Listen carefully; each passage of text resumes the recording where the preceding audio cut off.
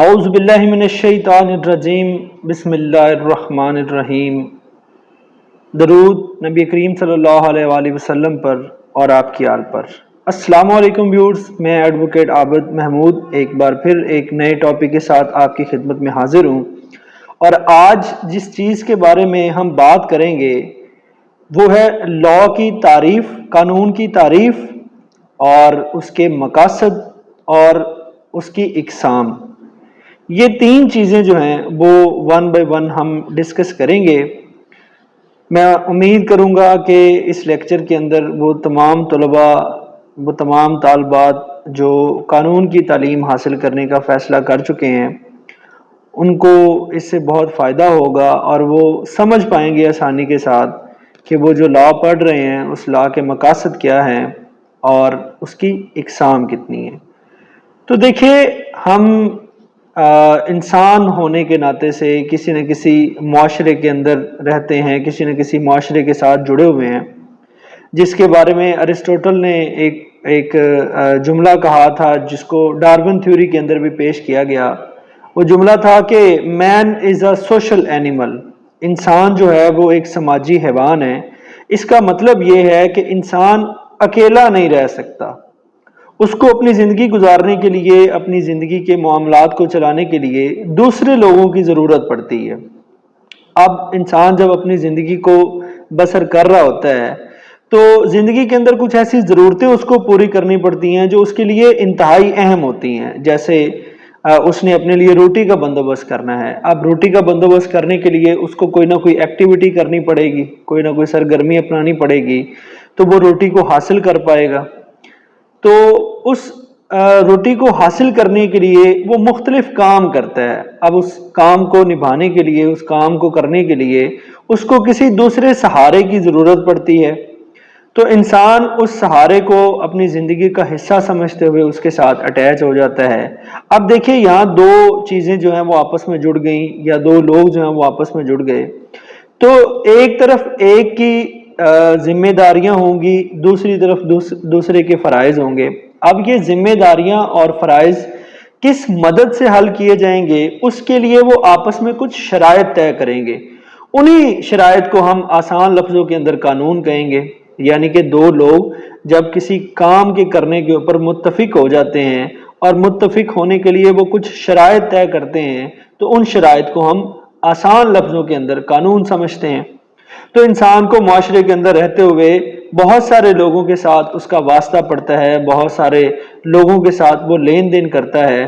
تو وہ لین دین اس کا کرنا یا اس کا بہت سارے لوگوں کے ساتھ مل جل کر زندگی بسر کرنا، وہ بیسیکلی اس یقین کے اوپر ہے کہ نہ تو اس کے حق مارے جائیں گے اور نہ وہ اپنے فرائض سے کوتاہی کرے گا۔ کیا چیز اسے یقین دلائے گی؟ قانون اسے یقین دلائے گا۔ تو یہ پہلی چیز ہوگی، وہ مختصر سا قانون کا تعارف ہو گیا۔ اس کے بعد ہم بڑھتے ہیں تعریفوں کی طرف۔ دیکھیے، ایک بہت ہی مشہور مفکر جس کا نام جان آسٹن ہے، وہ قانون کے بارے میں یہ کہتا ہے کہ قانون سے مراد ایک ایسا سسٹم ہے، ایک ایسا نظام ہے، یا آپ اس کو آسان لفظوں کے اندر سمجھ لیجئے کہ ایک ایسا حکم ہے جو طاقتور کی طرف سے کمزور کو دیا جاتا ہے۔ مثلا آپ دیکھ لیجئے، ہماری ریاست کے اندر سب سے پاورفل اتھارٹی جو ہے وہ پرائم منسٹر ہے۔ ہمارے رولز کے مطابق، ہمارے قوانین کے مطابق پرائم منسٹر کے سامنے ہم سارے کمزور ہیں، ہم سارے اس کے سامنے کمتر ہیں۔ تو وہ جو حکم جاری کرتا ہے اس حکم کو ہم اپنے لیے کیا سمجھتے ہیں؟ قانون سمجھتے ہیں۔ تو آپ قانون کی تعریف جان آسٹن کی نظر کے اندر سمجھ سکتے ہیں کہ قانون جو ہے وہ کسی کمتر کو کسی برتر کی طرف سے دیا گیا حکم ہے۔ دوسری ڈیفینیشن کے اندر ہم قانون کو اس لحاظ سے سمجھ سکتے ہیں کہ قانون جو ہے وہ حقوق و فرائض کا مجموعہ ہے۔ آپ حقوق و فرائض اس کو اس طریقے سے سمجھ سکتے ہیں کہ دیکھیے، قدرت کا بھی نظام ہے، اللہ تعالیٰ نے بھی انسان کے لیے حقوق اور فرائض جو ہیں وہ طے کر رکھے ہیں۔ اگر باپ کے ذمے کچھ ذمہ داریاں اللہ تعالیٰ کی طرف سے لگائی گئی ہیں تو بیٹے کے بھی کچھ ذمے لگایا گیا ہے۔ اور جو باپ کا کرنا ہے وہ اس کا فرض ہے بیٹے کے لیے باپ جو کرتا ہے وہ اس کے حقوق ہیں۔ اسی طریقے سے بیٹا جو ہے وہ اپنے باپ کے لیے جو کرتا ہے وہ اس کے فرائض ہیں، لیکن باپ کے لیے جو کیا جاتا ہے وہ اس کے हकूक हैं। सो हकूक व फ़राइज़ का जो लेन देन होता है, उस लेन देन को भी हम क्या समझेंगे, हम कानून समझेंगे।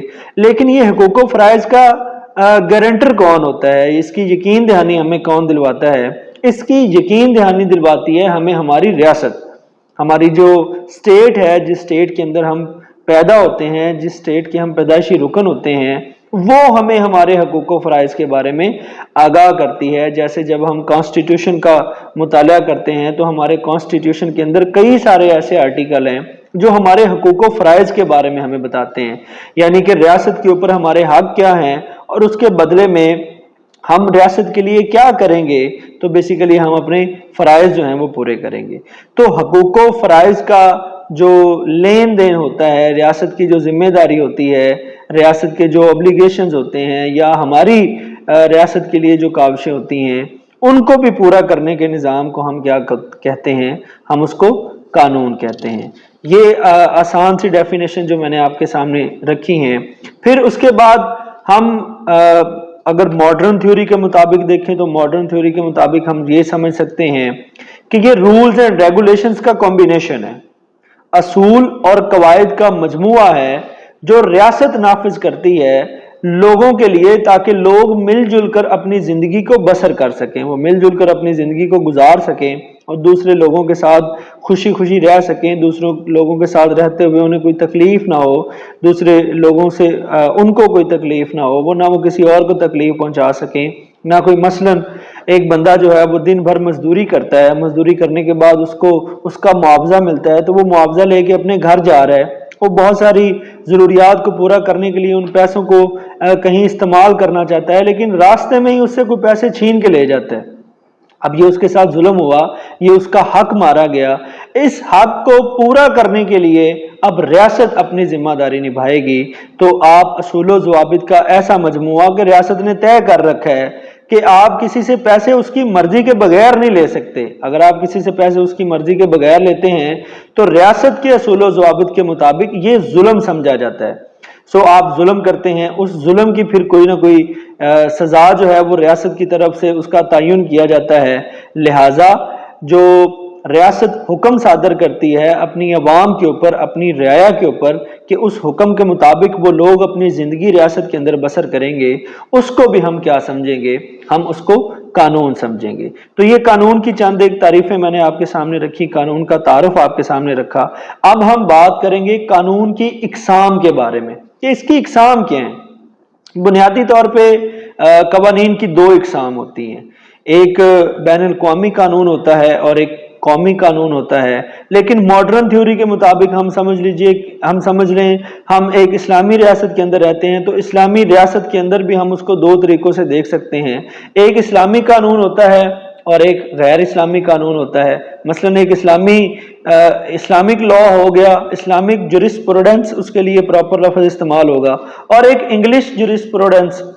हमारे यहाँ पाकिस्तान के अंदर जिस कानून को हम यहाँ एक्सेप्ट करते हैं, जो कानून हमारे ऊपर लागू है, जिस कानून के मुताबिक अदालत के अंदर सजाएं और जजाएं दी जाती हैं, वो इंग्लिश लॉ है। इंग्लिश अंग्रेजी कानून हम उसको बोलते हैं, क्योंकि इस खित्ते के अंदर, जिस खित्ते में हम रह रहे हैं, यहाँ तकरीबन 100 साल का अरसा जो है वो अंग्रेज हुकूमत करके गए हैं, तो जाने के बाद अपना कानून यहाँ पे छोड़ गए हैं। उस कानून के अंदर कई सारी खूबियां हैं, जिन खूबियों की वजह से रियासत पाकिस्तान ने उसको यहाँ पे इम्प्लीमेंट कर रखा है। सो यहाँ जो हम कानून जिसका हम सामना करते हैं वो इंग्लिश लॉ है। सो इंग्लिश लॉ हो गया और इस्लामिक लॉ हो गया। लेकिन हम किताब के एतबार से अगर बात करेंगे तो किताबी एतबार से दो तरह के कवानीन हैं, एक इंटरनेशनल लॉ है और एक नेशनल लॉ है। एक बैनुल अक़वामी कानून है और दूसरा जो है वो कौमी कानून है। तो कौमी कानून के अंदर रहते हुए हम फिर उसके डिवीजन दो हिस्सों में कर देते हैं, एक हम मजहबी तौर पे और दूसरा हम जो है वो वेस्टर्न थ्योरी के तौर पे उसको देखते हैं। तो मजहबी तौर पे हमारा कानून चूंकि इस्लामी रियासत है, लिहाजा ये इस्लामी कवानीन के ऊपर मबनी रियासत है, और वेस्टर्न थ्योरी के मुताबिक इंग्लिश लॉज हैं जो दुनिया के अंदर इंग्लिश डेमोक्रेसी के लिहाज से बेहतरीन कवानीन है। तो मज़ीद उनके बारे में हम इंशाल्लाह आने वाले किसी और वीडियो के अंदर बात करेंगे। जो इंटरनेशनल लॉज होते हैं وہ ہمیں کیسے فیس کرنے پڑتے ہیں، یا جو نیشنل لاز ہوتے ہیں وہ ہمیں کیسے فیس کرنے پڑتے ہیں۔ تیسری اور آخری چیز اس لیکچر کے اندر میں نے آپ سے یہ کہا تھا کہ ہم بات کریں گے اس کے مقاصد کے بارے میں کہ قانون کا مقصد کیا ہے۔ انٹروڈکشن کے اندر میں نے آپ کو بتایا کہ انسان جو ہے وہ ایک معاشرتی حیوان ہے جو معاشرے کے اندر اپنی زندگی بسر کرتا ہے، اس کو بہت سارے لوگوں کا سامنا کرنا پڑتا ہے، بہت سارے لوگوں کے ساتھ اس کو لین دین کرنا پڑتا ہے، بہت سارے لوگوں کے ساتھ اس کو اپنا اعتماد بحال کرنا پڑتا ہے۔ دیکھیے تجارت کے اندر ایک اصول ہے کہ آپ اپنی چیزیں جو ہیں وہ ادھار بیچتے ہیں، تو جب آپ ادھار بیچتے ہیں آپ کے پاس کیا گارنٹی ہوتی ہے کہ جس کو آپ ادھار بیچ رہے ہیں وہ آپ کے پیسے آپ کو واپس کرے گا؟ آپ کو اس چیز کی گارنٹی ہوتی ہے کہ قانون موجود ہے کہ اگر یہ بندہ میرے سے فراڈ کرے گا تو اس کو قانونی طور پہ سزا دی جائے گی۔ آپ کسی جگہ پہ گھر بناتے ہیں، کیا گارنٹی ہوتی ہے آپ کے پاس کہ جس گھر کے اندر جو گھر آپ تعمیر کر رہے ہیں اس گھر کے اندر آپ ہی رہیں گے، کوئی اور اس کے اوپر قبضہ نہیں کرے گا؟ وہ گارنٹی ہوتی ہے آپ کے پاس قانون کہ جو میں گھر بنا رہا ہوں اس گھر کے اندر کوئی اور شخص نہیں رہ سکتا کیونکہ قانون اس کی اجازت نہیں دیتا۔ اسی طریقے سے آپ جو پیسے کما رہے ہیں وہ پیسے بھی آپ سے کوئی نہیں چھین سکتا، کیونکہ یہ بھی کون میک شور کرتا ہے کہ کوئی آپ سے پیسے نہیں چھین سکتا؟ یہ بھی قانون میک شور کرتا ہے۔ تو آپ کے پاس اپنی زندگی گزارنے کے لیے ایک حوصلہ ہوتا ہے، وہ حوصلہ قانون کی صورت میں ہے کہ آپ سمجھتے ہیں قانون موجود ہے، اگر مجھے کہیں نقصان پہنچایا گیا تو میری ریاست مجھے سپورٹ کرے گی، میری ریاست نے وہ قواعد و ضوابط بنا رکھے ہیں جن قواعد و ضوابط کی بنا پہ مجھے کوئی تکلیف نہیں پہنچائے گا، میرا کوئی حق نہیں چھینے گا، میرے اوپر کوئی ظلم نہیں کرے گا۔ تو آج کے لیکچر کے اندر تین چیزیں جو ہیں وہ ہم نے سیکھی ہیں۔ پہلا، قانون کا تعارف ہم نے سیکھا کہ قانون کیا ہوتا ہے، دوسرا قانون کی تعریفیں ہم نے دیکھی، اور تیسرا اسی قانون کے ہم نے مقاصد ہم نے دیکھے، اور ساتھ ہی ساتھ قانون کی اقسام بھی ہم نے دیکھی۔ تو میں امید کرتا ہوں کہ کافی ساری معلومات ان تمام طلباء طالبات کے لیے موجود رہی ہوگی جو قانون کی تعلیم حاصل کرنے کے لیے جا رہے ہیں۔ انشاءاللہ اس طرح کی اور بہت ساری معلومات آپ کے ساتھ وقتاً فوقتاً شیئر کرتے رہیں گے۔ اپنا بہت سارا خیال رکھیے گا۔ اللہ ہم سب کا حامی و ناصر ہو۔